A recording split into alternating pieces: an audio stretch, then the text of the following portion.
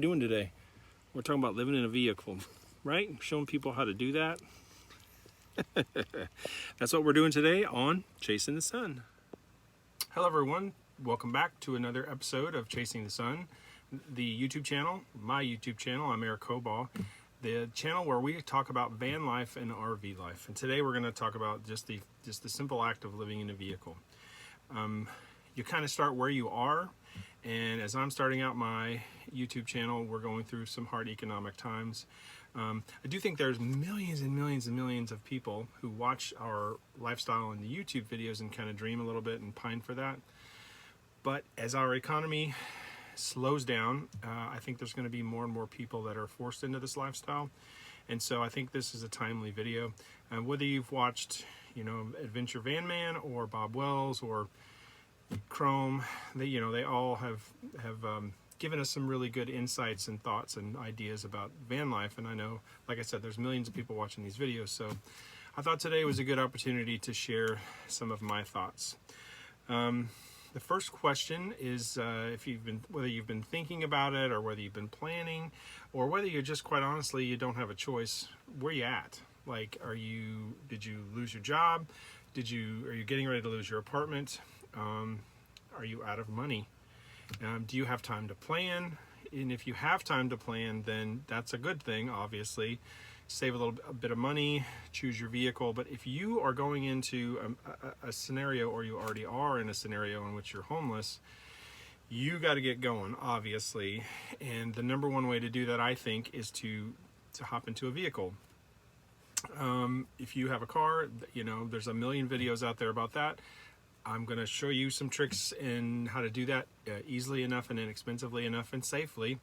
Of course, if you have a minivan, that's an excellent place to start. Kind of the best place, I think, for a new person to start is just a van, a cargo van, or any kind of van. If you're in a situation where you don't have much time, you can just kind of throw the necessities in your van and go, and you can make that work. Excuse me. Of course, a truck with a topper works great. I've seen a million of those converted. I have a pickup truck, and I'm thinking about converting it, but I've been trying for a long time, and I need to downsize that, so I'm probably just going to sell it. So I think if you have time to plan, the ideal vehicle, the starter vehicle, is a van.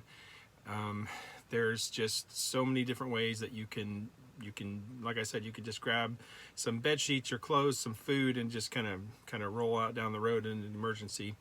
That's the easiest thing. But if you have time to plan, then you obviously have some flexibility. Then it depends on how much money you have. Obviously, if you have no money, you got what you got. If you have time and money to research, but again, my first recommendation is to start in a van. Of course, I have the Betty Lou, and I planned for a really, really long time. I had some situations in my life where I got out of a long-term marriage, and I just thought it would be kind of cool to have the RV just in case. And then I started to get serious about maybe living in it, and then I've been doing that off and on for a couple of years. I have stayed at a friend's house in between, but I love this life. It's a scary thing for some people at first, but in a necessity, you got to do what you got to do. So here's what you got to do when you decide, okay, great. So let's say you're in the first category. I got to go. I don't have a place to live. So there's some basic things that you have to have. And it may sound simple, but to me, there was a couple of things that I didn't think of, because I watch videos, and these people, they don't show how to shower. They don't show how to go to the bathroom. There's a lot of cooking videos, but so let's go down the list. Let's start in a car. So you have a trunk. You're going to need, your basic necessities, your clothes, your toiletries, a blanket, just the bare necessities. And then sort of in your trunk, you're going to need the basics of living. You got your shelter because you have the automobile. The number one thing that people don't think about and talk about is, how are you going to poop and how are you going to go to the bathroom? So in 30 seconds or less, it's a bucket, and they make the $10, Walmart has a $10 lid that you put on it. And you take a big 13-gallon garbage bag, put the bag down inside of it, and you cover everything, including the rim, you do your business. Keep your urine and your fecal matter separate. So much easier, and you know, you got to do what you got to do. It's a little more tricky in a car to use a bucket and to relieve yourself, but it is possible. I've got a full, everything works on my RV except for a couple of things. Certainly the plumbing works, and I choose not to use that. I separate my urine, and I have a bucket, and that's the number one thing. I know people who don't have that set up, and then they try to use bathrooms around town when they're traveling. What are you going to do if you're stuck and you can't get to a bathroom and you have diarrhea? I know that's gross and you don't want to talk about, but you got to be, just time for some real talk. So that's the first thing. You got your shelter, you got your toilet. How are you going to cook?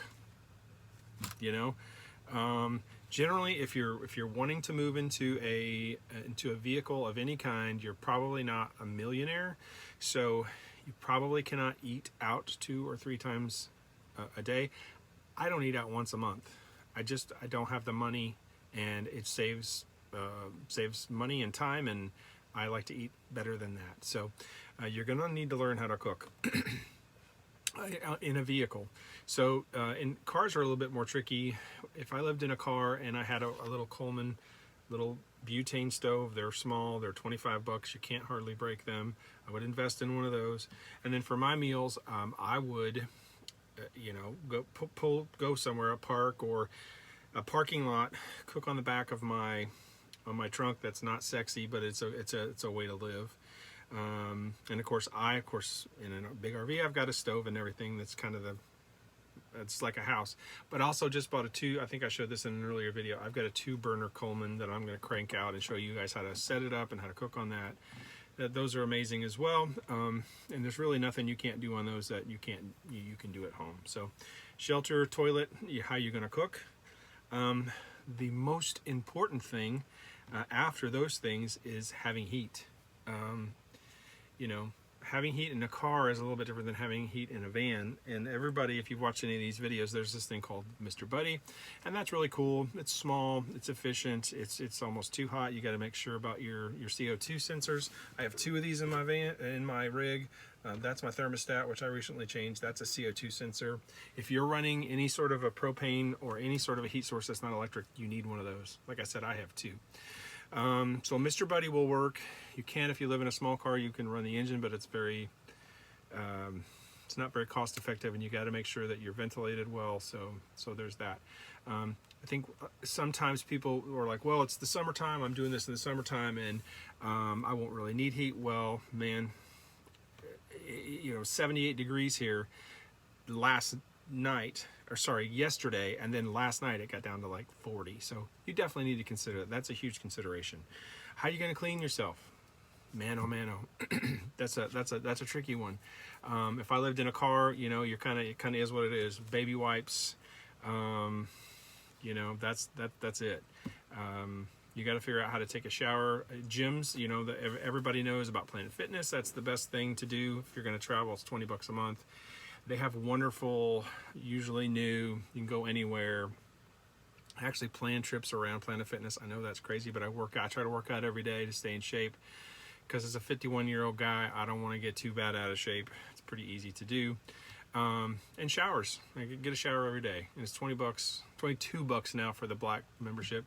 But what are you going to do like now when everything is closed? If the coronavirus is going on, it's April 4th, 2020.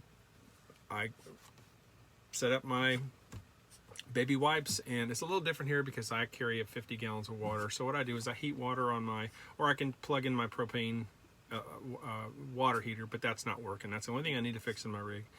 I heat up a little water, put it in my sink, and then I wash myself, and then I you know, every couple days I wash my hair.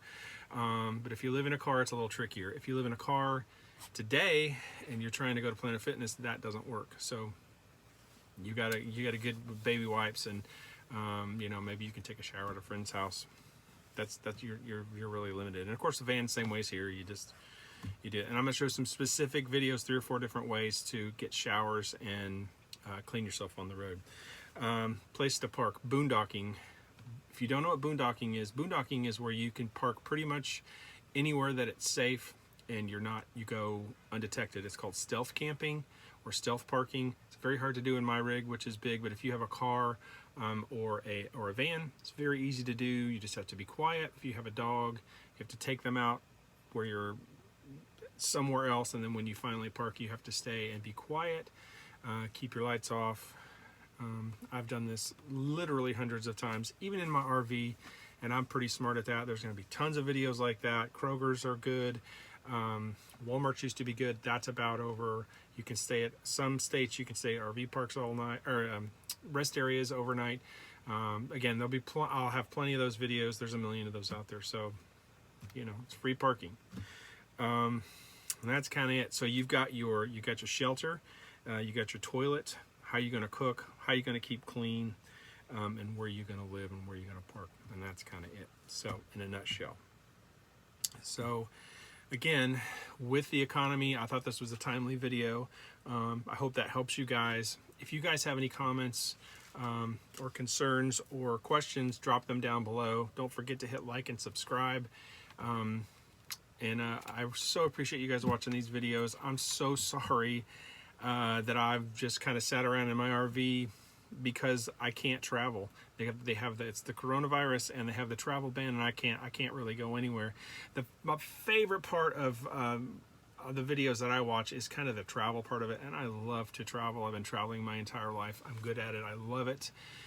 But when you can't travel, this is kind of where you are. And what do I always say? You start where you start. So there's going to be a lot of these sort of informative, you know, bobblehead videos. That's what I've got right now. So, you know, they'll get more exciting as I can get on the road. But right now, I've got a whole bunch of stuff to show you guys, and I hope you all are enjoying the videos. Again, thank you for helping me grow the channel. We're almost at 80, and we've only been doing this list for 2 weeks. I couldn't be more happy and surprised. And I'm going to start closing my videos with this. You need to get up every day and do one thing that gets you closer to your dreams. Every single day. And if you can do that for a week, a month, a year, then you're way closer to whatever you want to do with your life than just kind of sitting by and watching stuff pass you by and just kind of living your life. And if you don't like your life, you got to get up every day and change it. Anyway, that's it, guys. All right. Thank you very much for watching, guys. See you on the next one.